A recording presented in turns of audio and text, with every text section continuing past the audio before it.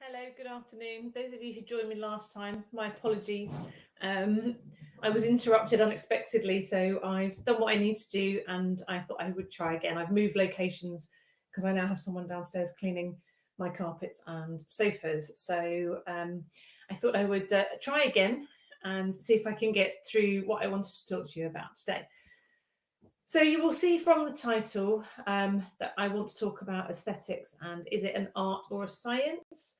So I'm trying to do this on more than one platform today. I don't think the Instagram has worked this time, which is annoying, but I'm on Instagram and YouTube.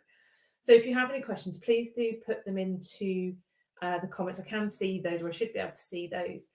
And so if you've got any comments or feedback or thoughts about this, I would be interested in them.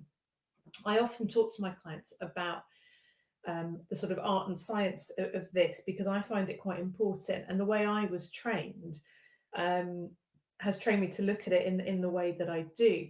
All of my training in aesthetics has been done with big international companies. I have trained with Allergan. So Allergan is the company that produces Botox. So obviously, it's probably the biggest aesthetic type name in the world. Everybody knows a bit about. They've heard both what Botox is. They might not understand exactly what it is, but they've heard of it. And they understand it's an aesthetics product. So Allergan is the company. And so I've trained with a company called Cosmetic Courses who train in Allergan procedures techniques. I've trained with a company called Teoxin, and I've done quite a lot with them. They are, again, an international filler brand, and the trainers are incredibly skilled doctors and nurses that they use for their training. I go to a lot of conferences. I went to one this week, and that's kind of what's triggered this really. The way I view aesthetics has come from these big brands. I also now have trained with a company called Nuvia.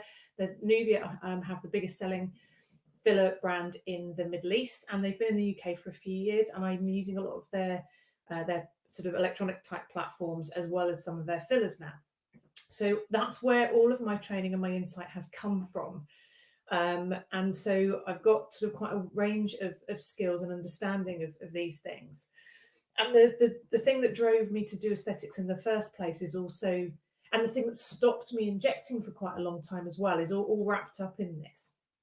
So what I want to do is look at what aesthetics kind of is, and the definitions of art and science, because that will tell us a little bit about what I'm talking about. So I have written some stuff down because I didn't want to forget it. So the definition of art is the expression or application of human creative skill and imagination. Obviously, there's lots of definitions of art, but this was one that jumped out at me. So it's expression or application of human creative skill and imagination. So that is looking at a thing and seeing something that isn't there yet, to me. And science, again, huge amounts of different definitions, but the one that jumped out at me this morning was the definition of science is a systematically organized body of knowledge on a particular subject. And I think, the short answer to this live is that it's both. And I think you probably suspected that really. There is a lot of science to it for lots of good reasons, but there is absolutely an art and a craft to it as well. So there's lots of different ways of looking at a client. There are some very important scientific things that you need to look for. So there's an understanding of aging, an understanding of anatomy, and I think you are always learning on that. I got some great insight at the conference I was at in London earlier on this week, which was run by Teoxin, and it was very in-depth clinical conference about anatomy and filler products and things like that. You need to have an understanding of landmarks. So that comes under anatomy, but the landmarks are really important. So where are the big veins and arteries, the nerves, the glands, the things that you have to understand? Understanding, that the landmarks, the different parts of the skin, understanding when you've got a needle in someone's skin, what to feel for and always listen for. You might, if at this, sort of today's generation, understand the word haptics. It's the clicky noises you get on your phone when you touch buttons. It's not just a sound and it's not just a sensation. It's a bit of both. You get a kind of clicky noise and there's an element of that. So haptics, I've not heard the word haptics used in relation to injecting before, and it made a lot of sense. So it's understanding that when you feel those little clicky noises, you know, what have you just gone through? What are you heading for? You know, what can you see with the tip of your needle underneath the skin? And understanding how the property of the filler you've got, so choosing the right filler, understanding what it's going to do when you put it in the place that you've chosen to put it, and how it's going to affect how the face moves, the, you know, projection of skin and things like that, and understanding what you're aiming to achieve by doing that. One of the big terms you hear related to aesthetics, which is relevant, and I suspect we all understand it without understanding necessarily the term or what it means exactly, but we will all have seen it, and that's the golden ratio. I didn't realise till today, because I've not been taught using the golden ratio. It's not something I work to, but it's basically, it's a visually balanced face that is approximately 1.618 times longer than it is wide, and that relates to each part of the face as well. So the width of the lips, the width of the nose, the gap between the eyes. That ratio, that 1.618, is really, really important for this, and it is described as the ideal proportions of the face. But what I didn't understand is that this was originally described by European Renaissance artists to help them translate into and create the work that they were doing. But I think if you kind of dig down into that, it's quite a superficial way of looking at beauty. Beauty is multifaceted, it's very subjective. If you look at, so, the classics, and I think you will understand that there is a level of truth to this golden ratio, because the people who are considered classically beautiful often come close, even if not fitting exactly that ratio. Amber Heard, George Clooney, Jodie Comer, she was from Killing Eve, Bella Hadid, Brad Pitt, Idris Elba, Kim Kardashian, they are all known to be attractive people. They draw the eye. People generally find them attractive to look at. They're not offensive to look at, even if you don't personally find them attractive. And they are classically known as attractive people. There's lots more that you could list with that. But there are lots of people, this is the beauty is in the eye of the beholder. There are lots of sort of celebrities, famous people, well-known people out there who don't fit those ratios, who are still considered incredibly attractive. And I'd love to hear your thoughts, actually. If anybody can think of anybody who either does or doesn't fit that ratio, you know, who isn't either classically attractive or is, please do comment on this in the thread, because it'd be really interesting to see who you pick up. Because there are some people who really don't fit those ratios that are known to be attractive, and they are classically attractive. They're not classically attractive, but they are attractive, and they you know, they gain a lot of following for being attractive.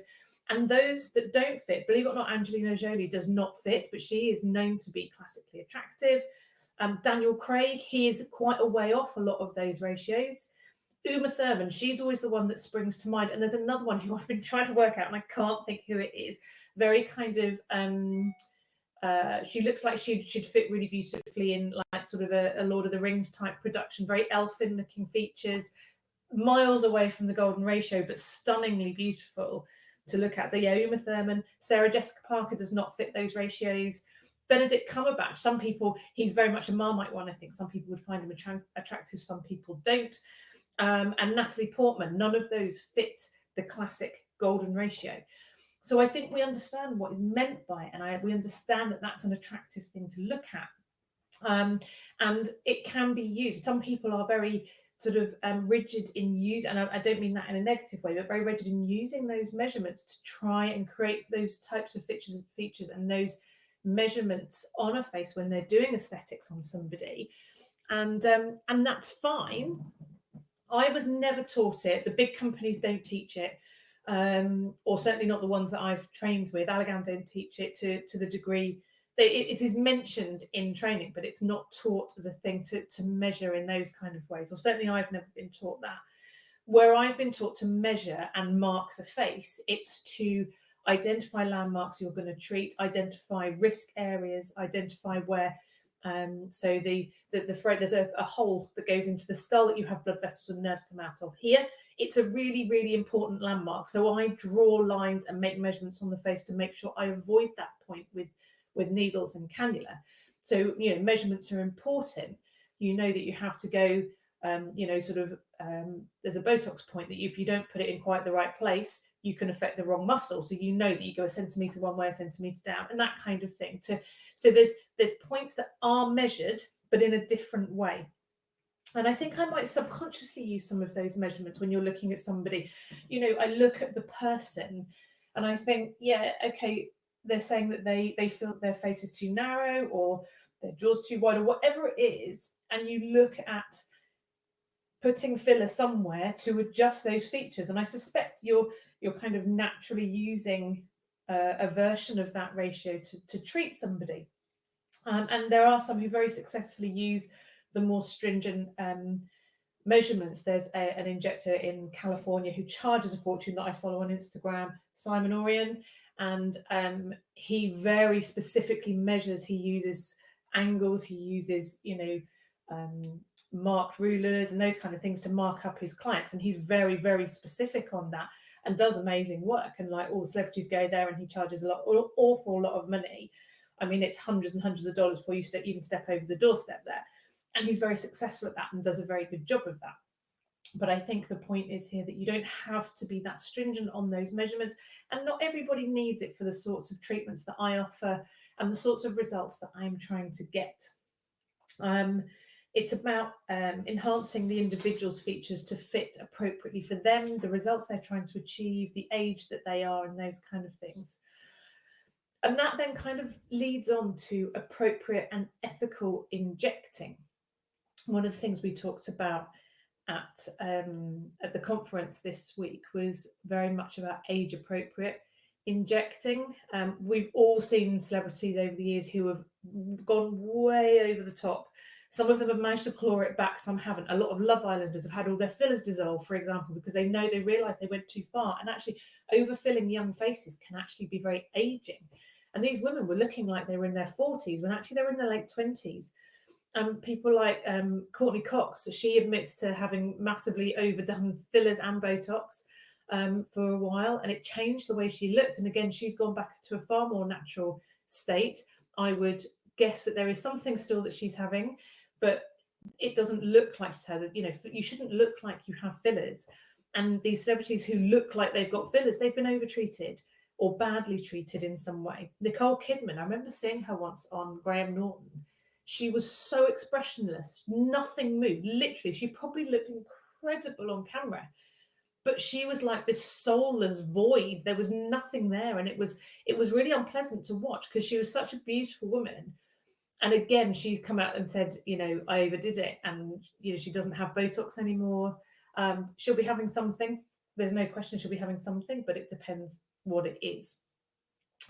Mickey Rourke, he was a classic one in the 90s, and a lot of his fillers are the more permanent type. He caused himself an awful lot of damage, or he was caused an awful lot of damage. Sharon Osbourne, classic, over plastic surgery, overfilled, over Botoxed. Simon Cowell, again, has made himself look very odd in recent years with too much filler, over Botox, badly done Botox. You'd think people with this much money would go to someone who could do their Botox properly for them. It never ceases to amaze me. And like I said, some of them have come back from this, and some haven't. The permanent filler ones, Mickey Rourke, and her name's just gone out of my head. She was on, excuse me, absolutely beautiful woman on Men Behaving Badly originally, and her name keeps coming to my head and it's completely gone. But she was one of the originals treated with a silicone-based lip filler that she had a massive response to. She had a reaction to it, and it just Leslie Ash, that's the one, Leslie Ash, and it just ruined her, and it destroyed her career and everything because of the damage that was done to her face by these inappropriate fillers. A lot has been learnt since then. All of the fillers that I use are temporary fillers. They naturally degrade over time. There is some left. They're starting to realise that more filler is left behind than we used to think there was. But they can also be dissolved in cases of emergencies or inappropriate filler, those kind of things. You can dissolve them for the most part. And so talking about sort of appropriate and age appropriate and ethical treatments, One of the things I say to a lot of my clients is that we treat in layers. So not everybody is just going to have filler, and not everybody is just going to have skincare. The best way, the best results on anybody to treat appropriately is to think in layers. And one of the things that was laboured at the conference I was at on Monday was about how we age in layers, and so it really supported what it is I'm already trying to do. So if we look at the layers of the body, if we're just looking at the actual layers of the face, for example, we've got bone, muscle, fat, fascia, and skin. And sometimes we have more than one of those layers, depending, muscles overlay each other. You can have deep fat, you can have superficial fat, you can have fascia between those layers. So fascia, when if you ever get raw chicken and you've got that kind of really tough layer between layers of the muscle, of the meat, that's fascia, and that holds it all together. And that's, all of those things are really important. And all of the things that we look to treat in that area, you've got collagen, elastin, bone density, muscle density, thinning of the skin. We have fat, so we have fat pads that make up the structure, the padding of our face. And as we age, some of those fat pads reduce in size, some of them redistribute. So you've got this one here, which classically shrinks. You've got this one here that classically drops. So it starts here and over time it drops, and actually it pushes into here. So gravity pulls it down, it goes into this part of the face. The jowls, they come down. So if I push that, you've got your bit that comes here, and this is one of the ones that people complain about the most. And so if we look back at the bone layer, as we age, we reabsorb bone. So things like the bone density reduces, the gaps, so our orbital rims expand outwards, increase outwards. So there's less bone density around the mouth, the density of the jaw changes. And so there's less scaffolding underneath the skin to hold the skin where it was. The muscle density reduces as we age. However much we try to keep our muscle density up, diet is very important for that, and exercise and all those kind of things. But the muscles that make up the face, they shrink over time. And so again, that's less density under the skin. Imagine the balloon that's been left behind the sofa after the party. 3 weeks later, you take it out, and there's the same amount of balloon, but it's smaller, it's a bit flabby. The skin of the balloon is loose, and you can get wrinkles on it. This is what's happening. The ligaments that support those muscles, they start to get weak, and so the things start to drop. This is all about scaffolding again. Things aren't being held up like they should be, and these fat pads that we have that are starting to shrink in size, the body kind of just breaks them down. And so one of the most common places I'm injecting is the mid face. Before I start anywhere else, the face is often split into thirds. So you have the upper third, the mid third, and the lower third. Most of my injecting happens on the middle and the lower third. And one of the most common places I start would be the mid face, because a lot of people will come to me and go, oh, what am I going to do about my eyes? Or I've got these really deep lines here. And more often than not, the first place to address that is in the mid face. So not necessarily the cheekbones. Quite a lot of people come to me with great cheekbones, but they're very flat in the mid face. So you start to replace the mid face. It supports the under eye. It can help just lift a little bit away this kind of increasing role of fat and the deepening line here. So you support that mid face, and you put some of that scaffolding back in. You can fill deep to bone here as well. So this dark triangle looks less obvious. It can be incredibly anti-aging, just by starting with small amounts of filler in the mid face. Always start small. I would never do, or it's very rare for me to do more than 1 to 3 syringes in one sitting. 1 to 2 is more common. And then I want to see how the face adjusts around that. And then you come back, and then we see what's next. And then addressing the lower third. So I do more perioral filler than I do lips on their own. So perioral might mean we do some lip filler, because as we age, this starts to feel sort of flatter. The density underneath is reducing. If you have any tooth loss, that can massively affect how this part of the face looks. So you need to restore some of the volume in the upper lip and into the line of the lip. When we're young, this muscle sits like a little ski slope. It sits up. And so you've got to lift here. The lip looks more full. And as we age, this can feel like it's kind of disappearing. And a lot of it is because this muscle is flattening out and elongating. You lose these philtrum columns, these lovely, sexy little lifts down to the Cupid's bow. So rather than just using lip filler, which can look a bit odd, once you get over about 45, 50, just filling the lips can look a bit strange.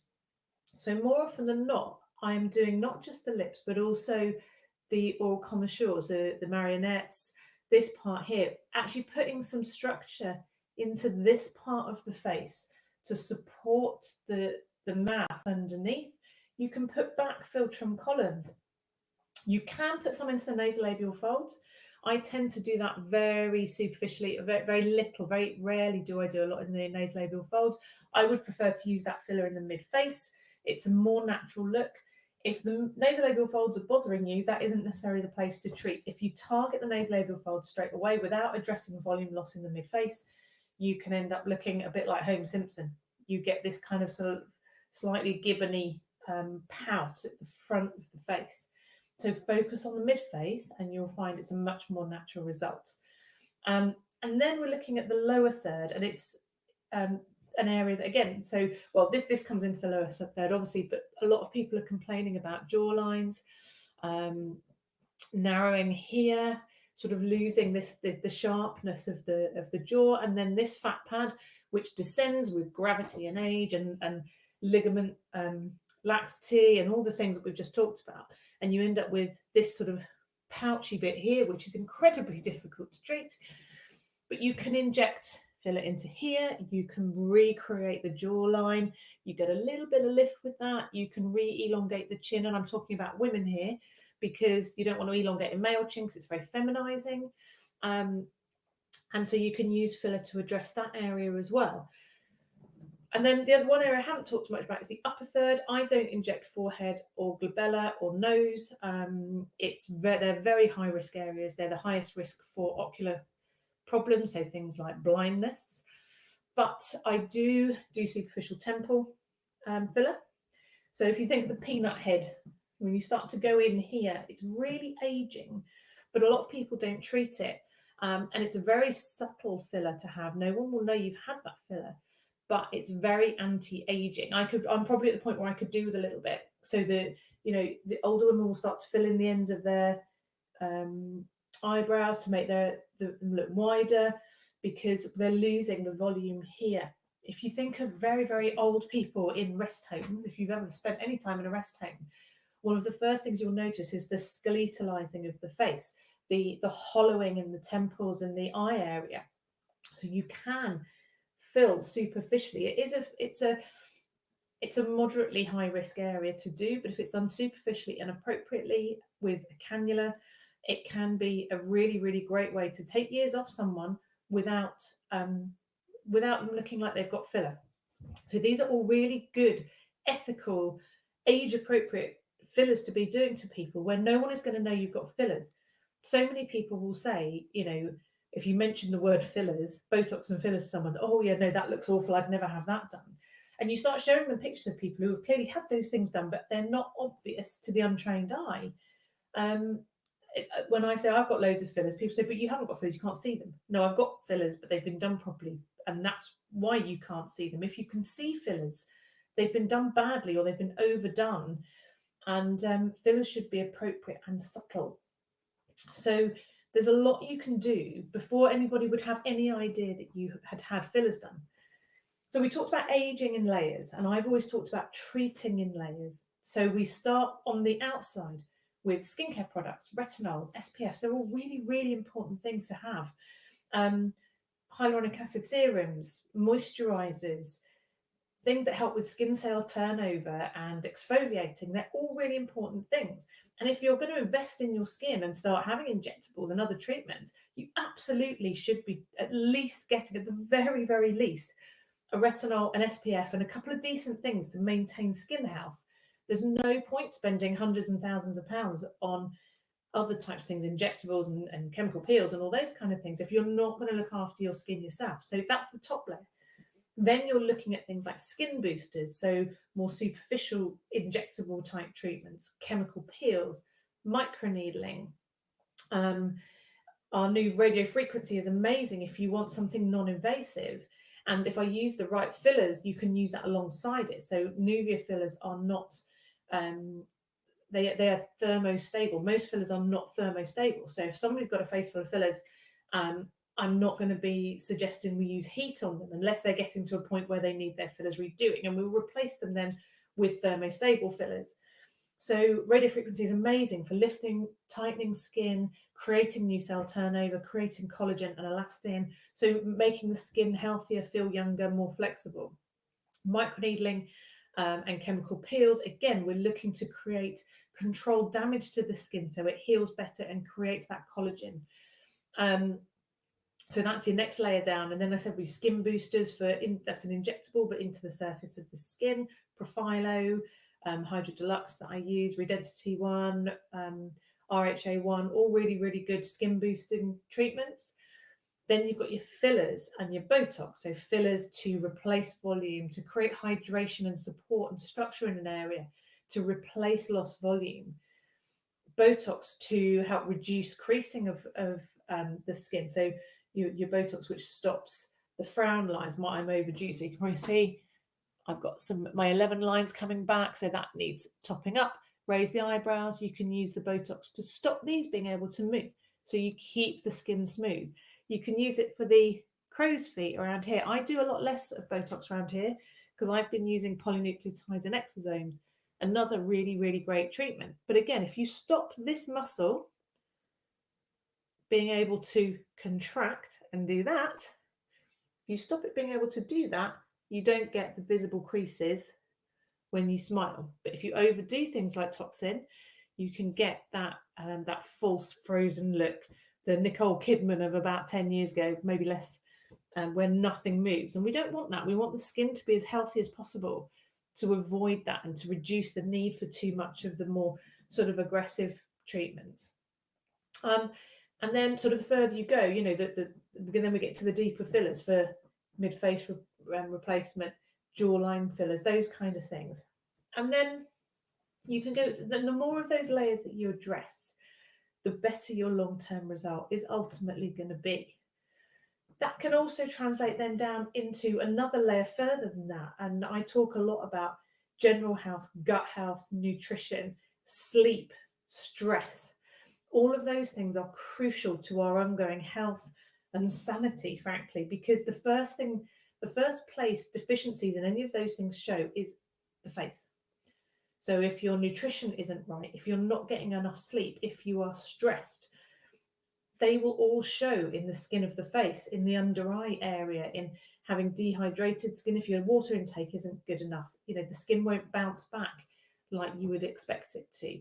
So treating in layers is really, really important to think about. We age in layers, we should be treating in layers. And the more of those layers you address, the better your long-term results will ultimately be.